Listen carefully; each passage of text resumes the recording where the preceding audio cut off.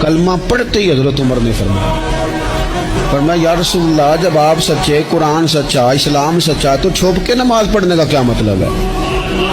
فرمایا ابھی تعداد ہی کوئی نہیں، 40 تو مسلمان ہیں۔ عرض کی حضور مہربانی کریں نا، آپ صرف اجازت دیں۔ 20 لوگوں کی صفیں بنا دی گئیں، ایک صف کے آگے حضرت عمر ہیں، ایک صف کے آگے حضرت امیر حمزہ ہیں۔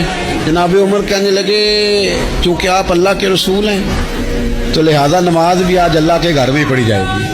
تو حضرت عمر بیت اللہ شریف کے بیچ کھڑے ہو کے نعرہ لگاتے ہیں، فرماتے ہیں میں عمر ہوں، تم مجھے بھی جانتے ہو، میرے باپ کو بھی جانتے ہو، تم میرا قبیلہ بھی جانتے ہو، میں نے پڑھ لیا ہے محبوب کا کلمہ۔